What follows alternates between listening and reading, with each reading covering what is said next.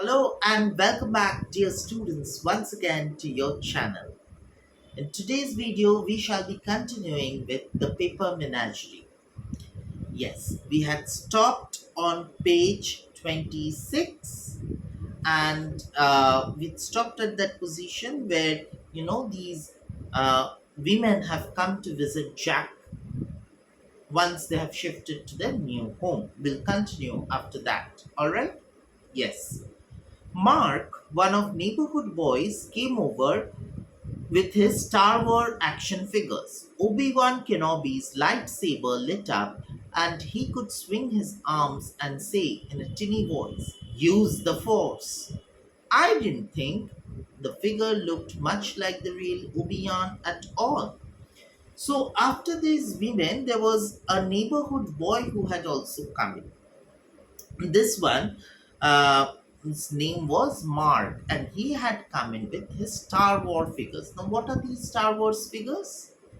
We all, those Superman, Batman, these are all Star Wars figures, and one of those characters is Obi-Wan. And this person, this Mark, has come to meet Jack with his Obi-Wan Kenobi. Obi-Wan Kenobi comes with a saber, that is a sword, which glows light, glows with light, and it also says use the force. This is absolute commercialization, okay, where products are being manufactured on a large scale in America. Contrary to which, our Jack had what?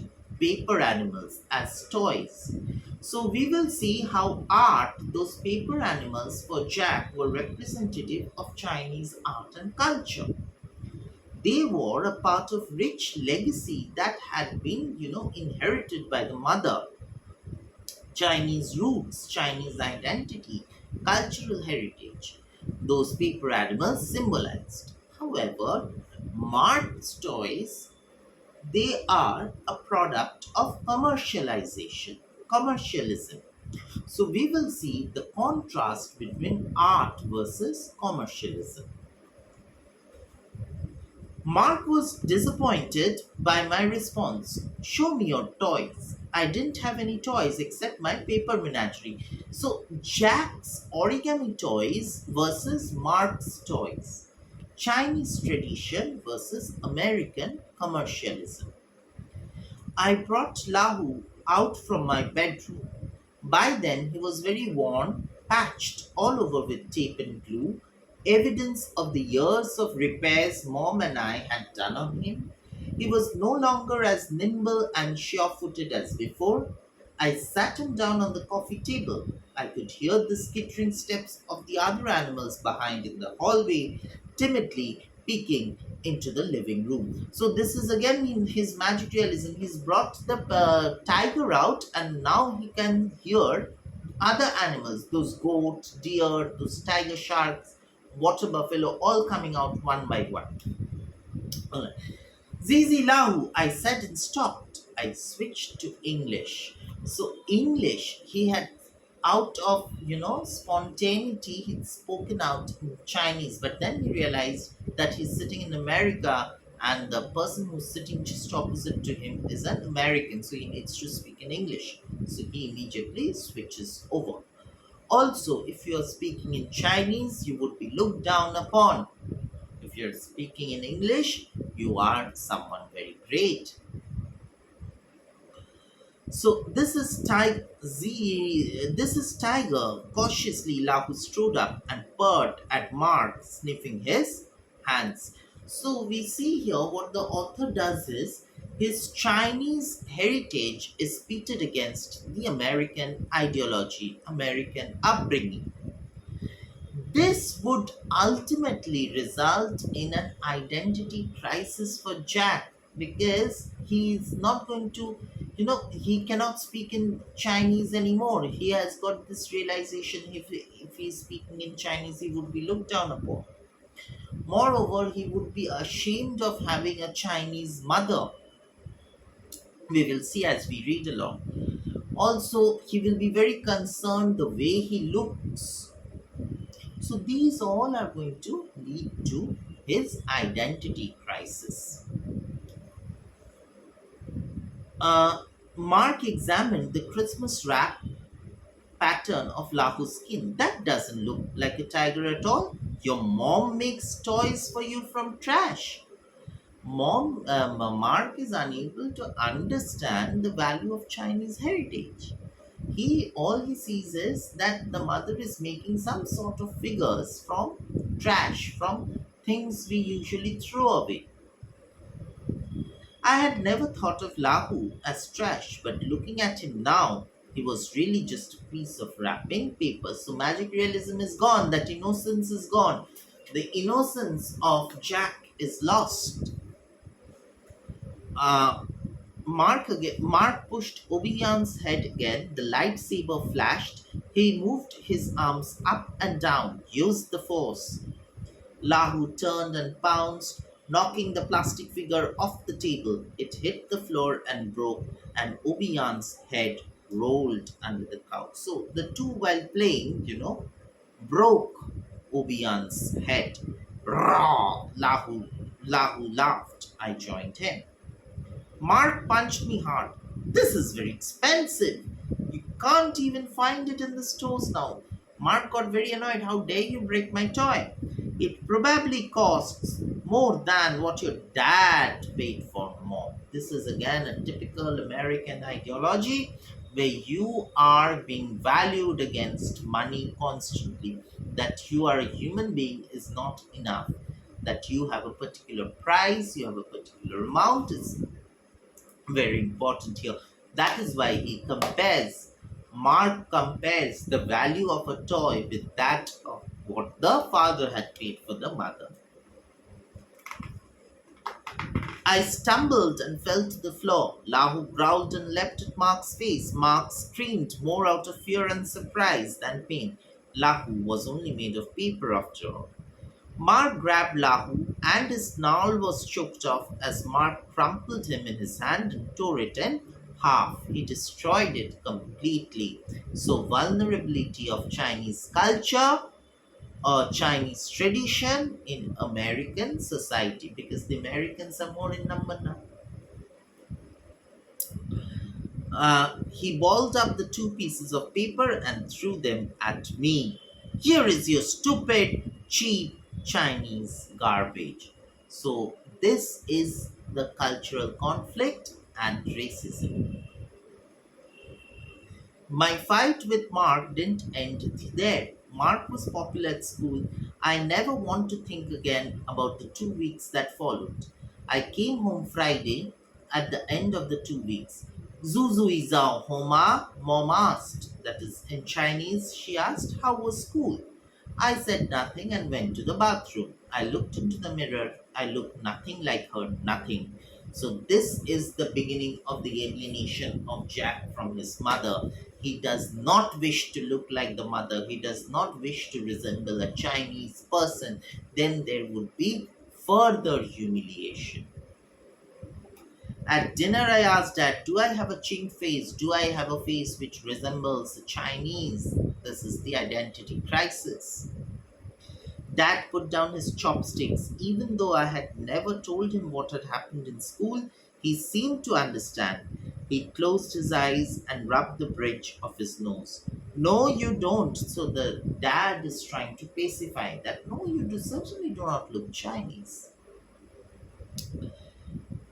Uh, Mom looked at Dad, not understanding. She looked back at me. Shao Ziyu Ching? What does Ching mean? English, I said, speak in English. So, language barrier. The son cannot tolerate the mother speaking in Chinese anymore now. English, I said, speak English. She tried. What happened? I pushed the chopstick and bowl before me away. Stir fried green peppers and five spice beef. So, they were having Chinese food as well. We should eat American food. So, Jack is telling that we should eat American food and stop eating anything and everything that is Chinese. Why? Because he's trying to accept American culture and reject the Chinese norms. Dad tried to reason. A lot of families cook Chinese sometimes. We are not other families. This is Jack's logic. I looked at him. Other families don't have moms who do not belong. So the idea of belonging, the idea of roots. He looked away and then he put a hand on mom's shoulder. I'll get your cookbook. Because you do not know how to make American food, I'll get your cookbook. Mom turned to me. Boo Haushi, isn't the food tastes good? English, I said, raising my voice. Speak in English. Mom tried out to touch my forehead, feeling for my temperature because the mother is not able to understand what happened to the boy all of a sudden. She thinks the boy is unwell. Mom reached out to touch my forehead, feeling for my temperature. Fashaula, do you have a fever? She asks. I brushed her hand away. I'm fine. Speak English. I was shouting. Speak English to him, Dad said to Mom. You knew this was going to happen someday. What did you expect? This is the familial estrangement where of the family are getting separated from one another. Mom dropped her hands to her side. She sat looking from Dad to me and back to Dad again. She tried to speak, stopped and tried again and stopped again. You have to, Dad said. I have been too easy on you. Jack needs to fit in. So compelling to fit in, adopt an American culture. Mom looked at him. This part is very significant. If I say love, I feel here. She pointed to her lips. If I say I feel here. She put her hand over her heart. So she says, if I speak in Chinese, it comes from here. If I speak in English, it comes from here. In other words, she says that Chinese is my roots. So I'm very much connected to her roots, to my roots. Dad shook his head. You are in America. Mom hunched down in her seat because she's unable to understand what the problem is, looking like the water buffalo when Laku used to pounce on him and squeeze the air of life out of him. And I want some real toys. So Jack is no longer interested in those paper animals. He is asking for real toys, those plastic toys. So art versus commercialism.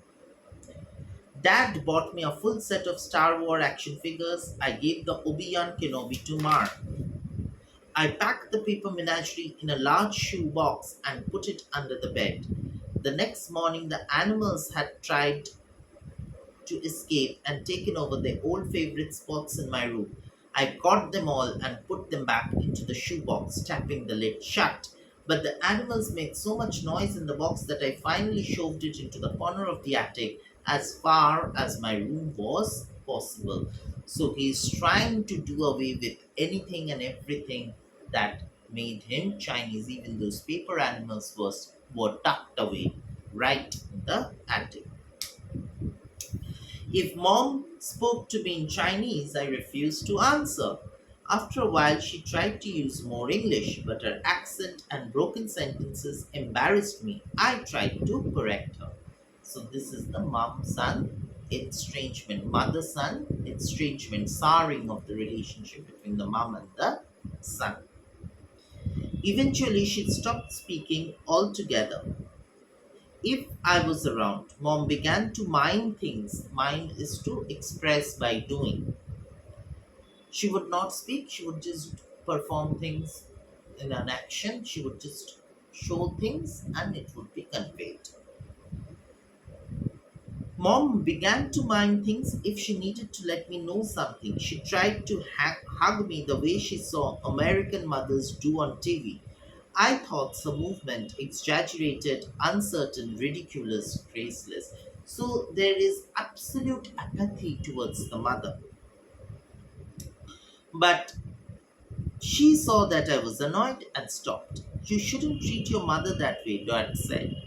But he couldn't look at me in the eyes as he said it. Deep in his heart, he must have realized it was a mistake to have tried to take a Chinese peasant girl and expect her to fit in the suburbs of Connecticut.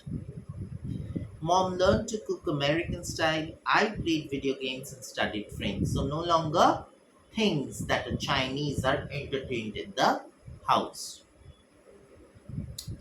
Every once in a while, I would see her in the kitchen table studying the plain side of a sheet of wrapping paper, so making every effort to go back to the sun.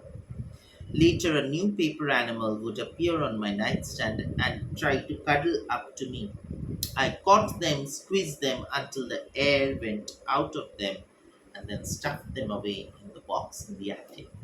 If you turn to page 24, you will see it is said the very first line that mother breathed life in them, and Jack would enjoy. Now it is Jack himself who is squeezing the air out of these paper animals. So, what is Jack doing? Metaphorically, he is killing his own mother. Mom finally stopped making the animals when I was in high school. By then, her English was much better, but I was already at that age, that is, teenage, when I wasn't interested in what she had to say, whatever language she used. Dad and I stood on each side of mom lying on the hospital bed. So the mother is now terribly sick and she needed to be admitted to the hospital. She was not yet even 40, yet she looked much older. For years, she had refused to go to the doctor for the pain inside her that she said was no big deal. By the time an ambulance finally carried her, the cancer had spread far beyond the limits of surgery. So she was suffering from cancer. My mind was not in the room. How ungrateful son is. Mother is on a dying bed and his mind is somewhere else. It was in the middle of the on campus recruiting season, and I was focused on resumes, that is, biodatas, transcripts, answer scripts, and strategically constructed interview schedules. I schemed about how to lie to the corporate recruiters most effectively so that they would offer to buy me. So he was more interested on his career when his mother was dying. Okay. All he was interested in how to crack interviews. I understood intellectually that it was terrible to think about this while your mother lay dying, but that understanding didn't mean I could change how I felt. So his sense of guilt, you know, Jack's sense of guilt was overpowered by the American dream. She was conscious. She held her left hand with both of his own. He leaned down to kiss her forehead. He seemed weakness and old in a way that startled me. I realized that I almost knew as little of dad as I knew about mom. Mom smiled at me. I'm fine. She turned to me, still smiling. I know you have to go back to school. So even the mother is in a consciousness. She knows that the son needs to go and he doesn't want to stay here with the dying mother. So she says, please go. Go. Don't worry about me. This is not a big deal. Just do well in school. Just get through the interview. I reached out to touch her hand because I thought that was what I was supposed to do. I was relieved. Now he was relieved. Jack was relieved. Can you imagine? Jack was relieved to be away from the hospital because now he would be able to focus on his career in a much, you know, disciplined manner. Little does he realize that he might not be able to see his mother ever again. That consciousness is not there. I was already thinking about the flight back and the bright California sunshine. She whispered something to Dad. He nodded and left the room. Jack, so the mother and son is left alone. Jack, if she was caught up in a fit of coughing and could not speak for some time. If I don't make it, don't be too sad, she says. If I am not living, do not be worried. Focus on your life. Just keep that box, the box in which you have stored all your paper animals. Take it out and think, just keep that box you have in the attic with you, and every year at Qingming, just take it out. Qingming is the festival for the Chinese when dead souls come down to meet their relatives on earth. Okay. So the mother tells the son that if I'm dead, please wait for Qingming. On Qingming, please get those paper animals out. I would like to have a word with you. I'll be always with you. Qingming was the Chinese festival for the dead. When I was very young, mom used to write a letter on Qingming to her dead parents back in China. That is the grandfather and grandmother of Jack. She would read the letter out loud to me, and if I made a comment about something, she would write it down in the letter too. Then she would fold the letter into the paper crane and release it facing west. We would then watch as the plane flapped its crisp wings on its long journey west, towards the Pacific, towards China, towards the grave of mom's family. It had been many years since I last did that with her. I don't know anything about the Chinese calendar, Jack said. Just rest, mom said. Just keep the box with you and open it once in a while. Just open. This was the mother's last wish. She began to cough again. It's okay, Mama. I stroked her arm awkwardly. Hi, Z, Mama. I need. Her cough took over again. Son, Mom loves you. An image from years ago flashed into my memory. Mom saying I and then putting her hand over her heart. So this time also she said it from the heart. All right, Mom, stop talking. Dad came back and I said that I needed to get to the airport only because I didn't want to miss my flight. And this time also he's thinking of his flight and missing of the flight. This very effectively brings out Jack's heartlessness because the mother dies all alone. Nobody deserves to die in such a pathetic manner. She died when my plane was somewhere over Nevada. Correct. Dad aged rapidly after mom died. The house was too big for him and had to be sold. My girlfriend Suzanne and I went to help him pack up and clean the place. Suzanne found the shoebox in the attic, the paper menagerie, hidden in the non insulated darkness of the attic for so long had become brittle and bright wrapping paper patterns had faded. So the paper menagerie fading is symbolic of fading away of Jack's childhood. I've never seen origami like this, Suzanne said. Your mom was an amazing artist. Just look at the irony here. Jack did not respect mother's art, did not care for mother's art, being the son of an Chinese mother. But Suzanne, who was an American, had American parents, most probably started respecting their art. I've never seen origami like this, Suzanne said. Your mom must have been an amazing artist. The paper animals did not move. Why? Because the mother is now dead. Also, because Jack is no longer that naive and innocent. So, that magic realism had stopped working. Perhaps whatever magic had animated them stopped when mom died, or perhaps I had only imagined that these paper constructions were once alive. The memory of children could not be trusted. It was the first weekend in April, 2 years after mom's death. Suzanne was out of town on one of her endless trips as a management consultant. So whatever work this woman needed to do, she was doing. She needed to travel, and Jack was left alone at home. And I was home lazily flipping through the TV channels. I paused at a documentary about sharks. Remember the tinfoil shark made by Jack's mother? Yes, so he's recollecting his past.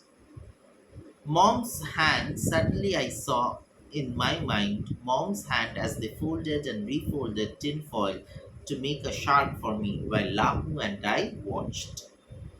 A rustle, I looked up and saw that a ball of wrapping paper and torn tape was on the floor next to the bookshelf.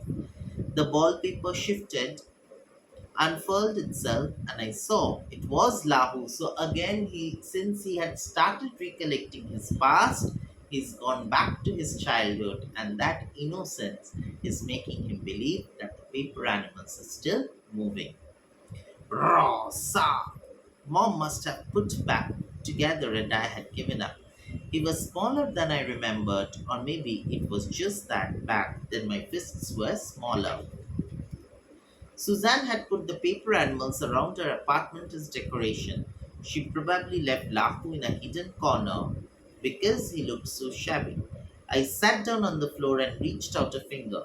Lahu's tail twitched and he pounced playfully. I laughed, stroking his back. Lahu purred under my head. How have you been, old buddy? So he asks the paper tiger, how have you been? This is Jack's attempt to connect back to his roots, to return to his roots, because Jack by now has also grown up. He has also matured. He has also started to realize his mistakes. Lahu stopped playing. He got up, jumped with feline grace, lapped into my lap, and proceeded to unfold himself. The paper started opening. In my lap was a square, creased wrapping paper, the plain side up. It was filled with dense Chinese characters, so a letter was written in Chinese. I had never learned to read Chinese, but I knew the characters for sun, and they were at the top. Where would you expect them in a letter addressed to you, written in mom's awkward, childish handwriting? So the mother had written this letter in Chinese to her son before dying. I went to the computer to check the internet. Today was Qingming. This is the irony. Remember, the mother's last wish was to open the box on Qingming? And today he checks is the day for Qingming. Alright, we'll stop here today, children. I'll be back very soon with the third part. Till then, do not forget to give me a like and subscribe to my channel. Okay, take very good care of your health. We will meet very soon with part 3 of the short story. Have a great time ahead. Goodbye.